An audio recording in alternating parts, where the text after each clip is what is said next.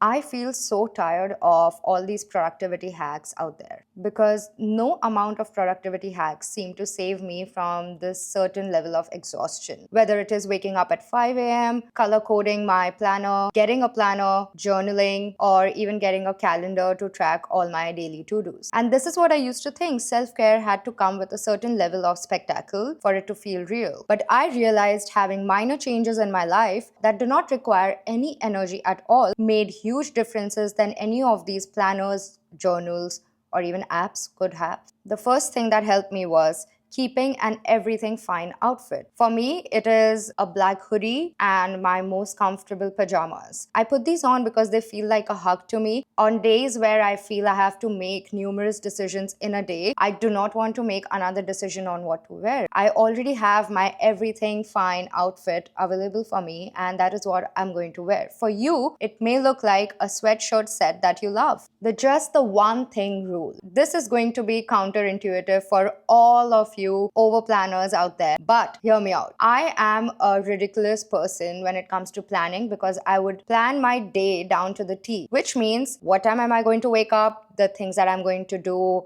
in the morning, afternoon, evening, before sleeping, right from my hobbies to my to-dos to answering 3 emails and the names of the people that I need to write these emails to. However, I now tend to avoid these ambitious to-do lists on days that I have low energy, which means I just ask myself this one question. What is one thing that I can do today that is going to make tomorrow easier? Because there is something paralyzing about looking at these 20 to-do tasks staring back at you. So just finding one task that will make tomorrow easier could usually be the most simplest of the things. For example, let me just wash dishes today. That's all I'm going to do. Taking care of one email. Maybe I will keep my clothes aside for tomorrow. So just having these small moves make the whole day seem very doable. And most of the time, you'd be surprised to find that the small one doable task leads to another doable task. Doing things at 70% effort. I have always believed that if I cannot perfect it, there's no point in doing it at all.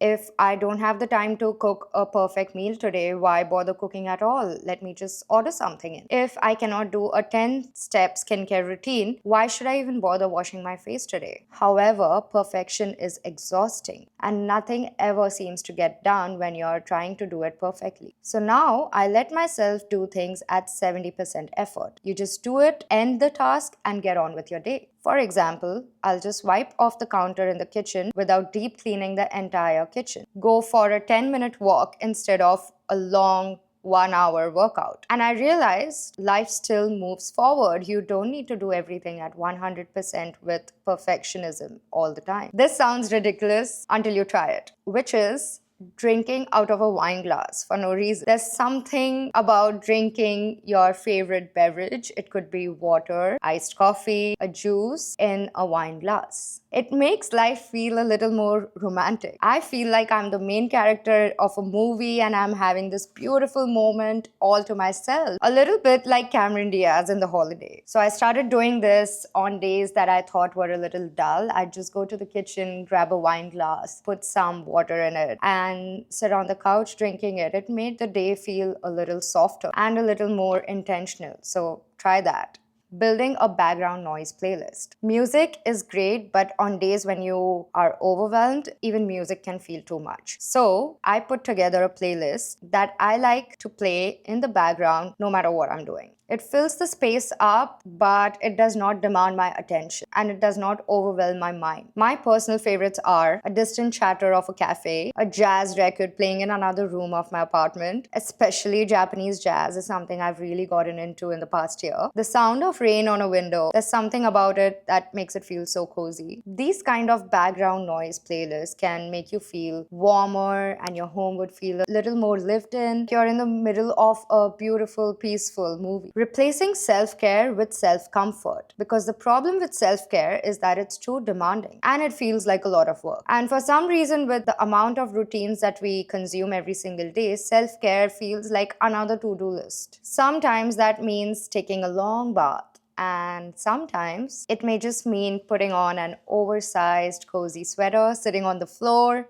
like I am right now, with your favorite throw blanket or just making your favorite tea. For this, what makes me keep coming back is the warmth. The way a warm tea feels in my hand when I'm sitting on the floor with my throw and a cozy outfit and watching a cozy movie. I love that. Turn the lights down low at night. There's something jarring about going from the warm glow of the day to the harsh brightness of the overhead lights that we have in our homes. So now, as soon as the sun sets, what I do is I turn on the lamps in my home and light some beautiful candles without any overhead lighting. That makes my home feel like a place where I can unwind instead of a place that I need to be productive and doing productive things even more. The shift is so small, but it signals my brain to just relax. Wearing perfume, even when I'm home, there's no logical reason to spritzing perfume all over your body. But when I'm just sitting at my desk or just on my couch, something about spritzing a perfume on my body changes my mood instantly. It's sort of like a reminder that I don't have to go or do anything special just to feel more like myself. As we all can somehow relate, that scents have a way of carrying memories. So maybe my going out perfume could make me feel super special for the day. It's just at the comfort of my own home. I could be going for a fancy dinner in New York or Paris, but rather I'm actually just stepping in my kitchen. Romanticizing your morning coffee. Looking back, I've realized that I used to drink my coffee in a rush, probably on the way to work, scrolling on my phone. It used to be a mindless, companion oriented activity where I would not even register the taste of the coffee at all. But now I let it be a moment. I take a second to breathe in the smell of the coffee first thing in the morning. If I'm drinking coffee at home, I drink it from a cup that I actually really like and not just another everyday mug. And most of the times, I find myself pairing my coffee with a book because reading first thing in the morning slows you down in a way that you should be starting your morning in. Or sometimes I pair it with a very happy, upbeat playlist because it sets the mood for the day. And it's just the 5 minutes of the day where I'm just thinking, yes, I'm present, I'm here, and I'm relaxed. Keeping something soft within your reach. For me, it's a plush blanket and a pair of fuzzy socks that I keep it in my storage ottomans that are in my living room because I'm a couch potato. So this is my corner. This is where I'm chilling most of the time. And the ottoman is where you guys are. And in the ottoman are my cozy blankets. And I keep my fuzzy socks in my drawer and I just take them out anytime I need some comforting. So anytime I'm anxious, overstimulated, I find myself reaching out for this because it's like a hug that instantly soothes me and it's a reminder that comfort is within reach all the time. Sitting outside for 5 minutes a day is something we take for granted all the time. For most of my life, I've thought if I need to get outside, it has to be either for Louis' walk or going on an hour-long walk for myself or meeting someone. But now I let it be easy. I love stepping into my balcony, letting my skin feel the breeze sometimes, soak in whatever's happening in the environment. I let the sun hit my face and it sort of anchors me like nothing else does sometimes. It instantly causes a switch in my brain.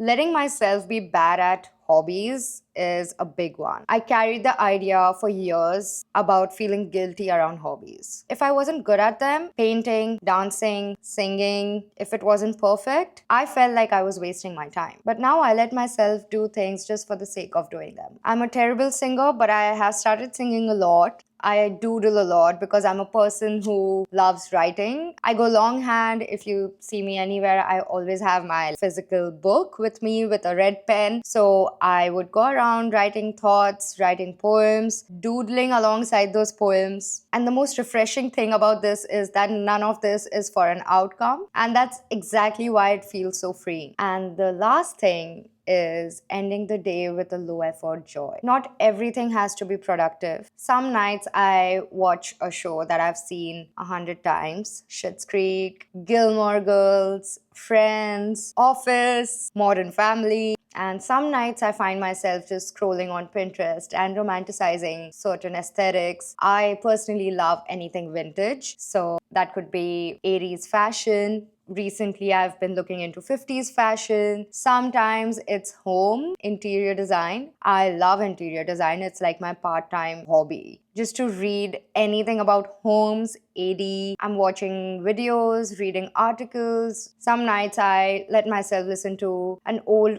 playlist and feel nostalgic about things. Because the issue is that all this time I have been thinking that I have to wind down in the right way. So I need to journal, meditate, wear the right things, do the right skincare routine, do the right body care routine. I need to read and avoid screens before bedtime. But I found that something fulfilling and even a joyous activity helps me sleep so much better at night. What I love about these low energy habits is that they let you be a version of yourself instead of constantly trying to turn yourself into an aspirational character. And there's something beautiful about being in these in between moments where you make self care or self comfort feel like a little more lived in and a little more yours. And the best part about these habits is that they do not ask a lot of me. They do not ask a lot of discipline from me or constant reinventions from me. They just tend to slip into your day and it feels oddly familiar to do and not just another thing to optimize. Because for the longest time, unfortunately, I thought that self care had to be earned. If I was productive enough during the day or exhausted enough, is when I had the right to wind down. But the truth is that these tiniest soft things that I tried were the ones that kept me going. It could be a warm drink, a familiar scent, 5 minutes of fresh air, or just cuddling with your dog before going to bed. That's it. That could be self-care for you. So if you enjoyed this video, I write similar topics on my Substack. I'll link it in the description. Please subscribe to my channel. It would mean so much to me. I love you guys and I'll see you in the next video.